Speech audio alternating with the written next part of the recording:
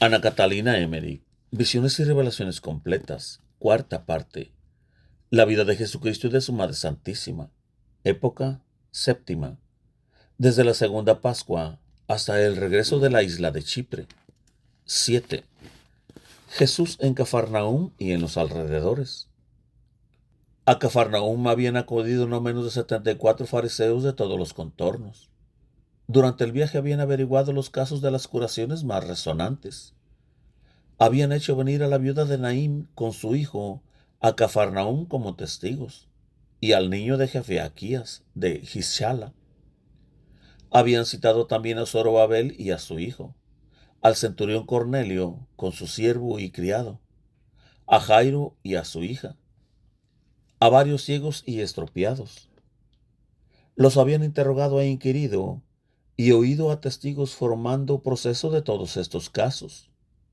Como a pesar de toda su malicia, no pudieron encontrar nada reprensible, se irritaron aún más y atribuían todos los casos que no podían negar intervención directa de un poderoso demonio que le ayudaba. Declararon: va con malas mujeres, subleva al pueblo, impide las limosnas a la sinagoga, profana el sábado. Y decían que iban a poner término a todo este desorden. Asustados los parientes de Jesús por estas amenazas, por la cantidad de pueblo y por la decapitación de Juan, le pedían que no fuese a Cafarnaúm, sino que se retirase a otro lugar cualquiera, como Naín, Hebrón o del otro lado del Jordán. Jesús los tranquilizó diciendo que iba a ir a Cafarnaúm, que allí sanaría y predicaría, que cuando enfrentase a los fariseos, ellos enmudecerían. A los que preguntaron qué debían hacer en adelante, les dijo que se lo diría más tarde, y que les daría a los 12 el don de cuidar de ellos como él, Jesús, cuidaba de los 12. Cuando llegó la noche se separaron. Jesús se dirigió con María, las mujeres y parientes al este, sobre la posesión de Zorobabel, al valle de Cafarnaúm, hasta la casa de María Santísima. Los apóstoles y discípulos tomaron otras direcciones. De noche estuvo Jairo con Jesús y le contó las persecuciones de los fariseos. Jairo perdió su empleo y ahora está del todo de parte de Jesús. Cafarnaúm está lleno de extranjeros, de enfermos y sanos, judíos y paganos. Todos los lugares disponibles están llenos de tiendas, hasta las alturas de los montes. En todos los rincones se encuentran camellos y asnos pastando.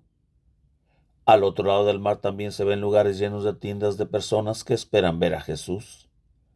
Hay gentes venidas de todas las partes del país y de Siria, Arabia, Fenicia y aún de Chipre. Jesús visitó a Cornelio, a Zorobabel y a Jairo. Su familia está totalmente convertida. La hija está más sana que nunca y es buena y piadosa. Después fue a casa de Pedro, fuera de la ciudad. Está llena de enfermos que le esperan. Hasta los paganos vinieron aquí, cosa que no habían hecho antes. La cantidad de enfermos era tan grande que los apóstoles tuvieron que hacer tablados para poner a unos más altos que otros. Como eran tantos, no buscaban solo a Jesús, sino también a sus discípulos. Preguntaban: ¿eres tú un discípulo del profeta? Ten piedad de mí, ayúdame, llévame a él. Jesús, los apóstoles y 24 discípulos estuvieron toda la mañana enseñando, exhortando y sanando a enfermos. Había algunos endemoniados que gritaban a Jesús y fueron librados. Los fariseos no estaban presentes, pero sí algunos espías y otros malintencionados. Después de haber sanado, se fue Jesús a la sala donde enseñó. Le siguieron los sanados y otras personas. Algunos discípulos quedaron con él y otros se apartaron para ir a sanar nuevos enfermos. Jesús enseñó sobre las bienaventuranzas y contó algunas parábolas. Entre otras cosas enseñó sobre la oración, que no debe dejarse de orar siempre. Contó y explicó la parábola del juez injusto, que hace justicia a la viuda por su importunidad. Si esto hace un juez malo, ¿cuánto más hará el Padre Celestial? Les dijo cómo debían rezar. diciendo las 7 peticiones, una después de otra, y explicó el principio: Padre nuestro que estás en los cielos. Ya había explicado algo sobre esto a los discípulos en el camino.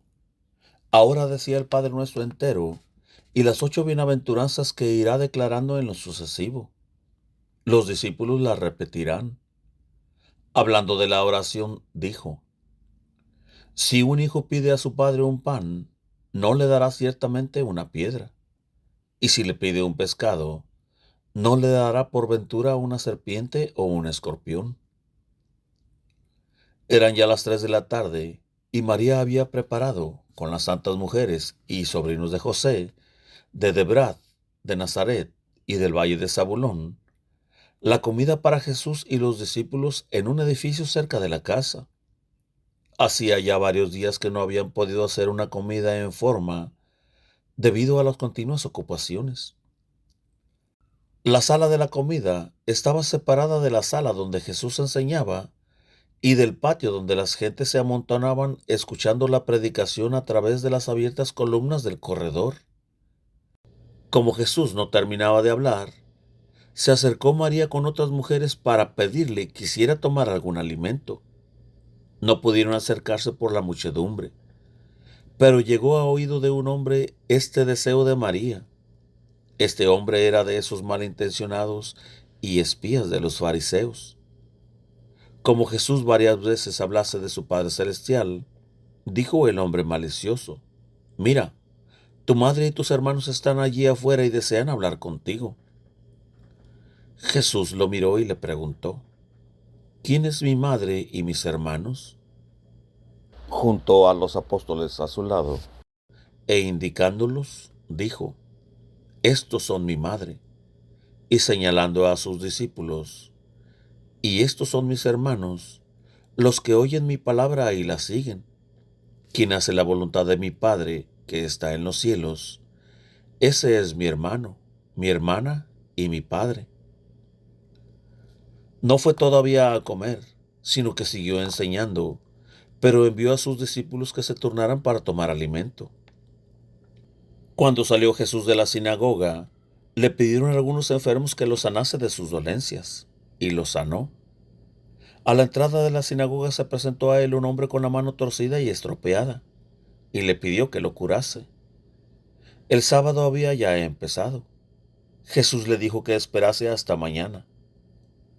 Gritaban detrás de él unos hombres que traían a un endemoniado atado con sogas. Era sordomudo y estaba furioso. Jesús le dijo que se echase junto a la sinagoga y estuviese allí quieto y esperase.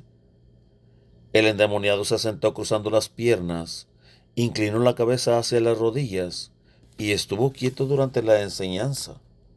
Solo miraba de lado hacia Jesús y temblaba de vez en cuando. La lección del sábado referíase a Jetro, cómo él aconsejó a Moisés, cómo llegaron a Sinaí, cómo éste subió al monte y recibió las tablas de la ley. Habló del profeta Isaías, cómo vio el trono de Dios y cómo el serafín le purificaba la boca con la brasa encendida. Segunda de Moisés 18:21, Isaías 6:1-13. La sinagoga estaba llena y había muchos afuera escuchando. Todas las puertas se habían abierto y muchos escuchaban desde los lugares vecinos. Había muchos fariseos y herodianos llenos de enojo. Los sanados estaban en la sinagoga, como también los discípulos y los parientes de Jesús. Los habitantes de Cafarnaúm y los extranjeros estaban llenos de entusiasmo por Jesús. No se atrevían los fariseos a molestar a Jesús. Estaban allí más bien por hacerse los valientes delante de los demás que porque en realidad tuvieran ánimos de contradecir a Jesús. No les gustaba contradecir, porque generalmente las respuestas de Jesús los ponían en ridículo delante del pueblo. Cuando Jesús se alejaba, entonces trataban por todos los medios de desacreditarlo y apartar al pueblo de su enseñanza. Sabían que el hombre de la mano árida estaba presente y querían ver si sanaba en sábado para acusarlo. Eran los venidos de Jerusalén que querían llevar algo concreto al Sanedrín. Como no podían acusarle por ningún lado, traían siempre la misma dificultad que ya había resuelto tantas veces, lo del sábado, y Jesús volvía cada vez a contestar. Volvieron a preguntar, ¿es lícito curar en sábado? Jesús, conociendo sus pensamientos secretos, llamó al de la mano árida, y habiéndose éste acercado, lo puso en el medio y dijo, ¿es permitido en sábado hacer el bien o el mal? ¿Es lícito salvar una vida o dejarla perder? Ninguno contestó. Jesús les dijo lo que ya había dicho otras veces, una semejanza. ¿Quién de ustedes, si cae una oveja en un pozo, no la sacará en día sábado? Mejor es un hombre que una oveja. Luego hacer el bien en sábado es lícito. Jesús estaba realmente contestado por la obstinación de estos fariseos. Los miró severamente, penetrando en su interior. Luego tomó la mano del hombre con su izquierda, pasó su derecha sobre el brazo, enderezó los dedos torcidos y le dijo, extiende tu mano. Extendió el hombre la mano y la movió. Estaba sana y buena como la otra. Todo fue en un momento. El hombre se echó a los pies de Jesús. El pueblo se entusiasmó y los fariseos, llenos de rencor, se retiraron para juntarse a la entrada y hablar entre sí. Jesús, mientras tanto, echó el demonio del endemoniado, el cual pudo hablar y oír. El pueblo estaba lleno de júbilo. Los fariseos gritaron, «Tiene demonios, echa los demonios con el poder de otros». Jesús se volvió a ellos y les dijo, ¿quién de vosotros me puede acusar de alguna injusticia? Si el árbol es bueno, bueno es también su fruto. Si el árbol es malo, lo será también el fruto. Por el fruto se conoce al árbol. Vosotros, raza de víboras, ¿cómo podéis hacer bien si sois malos? La boca habla de lo que tiene en el corazón. Entonces levantaron una gritería los fariseos. Que acabe de una vez, ya basta. Uno fue tan audaz que dijo, ¿no sabe acaso que lo podemos echar fuera de aquí? Después de esto salieron Jesús y los suyos por diversas direcciones. Jesús con los suyos a la casa de María y otros a la casa de Pedro, junto al mar. En la casa de su madre tomó Jesús algún alimento y luego con los 12 pernoctó en la casa de Pedro, que por estar más apartado les ofrecía más seguro refugio. Todo el día siguiente se mantuvo Jesús retirado en casa de Pedro. El pueblo lo buscaba por diversos lugares, pero Jesús no salió. Aquí, en la casa, hizo venir a su presencia a aquellos apóstoles y discípulos que habían salido de dos en dos, mandándoles contar todo lo que les había sucedido en su misión. Resolvió las dificultades y dudas que les habían ocurrido en diversos lugares y les dijo cómo debían proceder en casos parecidos. Les dijo de nuevo que quería darles una misión particular. Los 6 apóstoles que habían recorrido la Alta Galilea no habían encontrado grandes dificultades y por eso habían podido bautizar a muchos. Los que fueron por la Judea no habían logrado bautizar por encontrar más resistencia. Como por la conclusión del sábado, la multitud se iba engrosando en torno de la casa, salieron de noche bajo un cielo estrellado y por senderos extraviados fueron a la orilla del lago. Subió Jesús en la barca de Pedro y pasaron al otro lado, desembarcando entre la casa del publicano Mateo y la pequeña Corazín. Subieron la montaña junto al puesto de Mateo, porque Jesús quería estar solo con sus apóstoles. Pero el pueblo notó el viaje de Jesús y corrió la voz de tienda en tienda entre todos los que lo esperaban. Los que estaban cerca de Betania se embarcaron y los que no pudieron hacerlo subieron más arriba del Jordán y pasando el puente se dirigieron a la montaña, donde estaba Jesús con los suyos, que se vieron de nuevo rodeados de gran muchedumbre. Los discípulos ordenaron al pueblo, y Jesús comenzó a enseñar sobre las bienaventuranzas y la oración, explicando de nuevo el principio del Padre Nuestro. Después de algunas horas aumentó el gentío, viniendo gentes de todos los contornos, de Julias, Corazín, Gergesa, trayendo enfermos y endemoniados. Jesús sanó a muchos con los discípulos que ayudaban. Cuando hubo terminado la predicación, se despidió al pueblo citándolo para el día siguiente. Jesús subió más arriba en el monte y estuvo solo con sus discípulos en un lugar sombreado.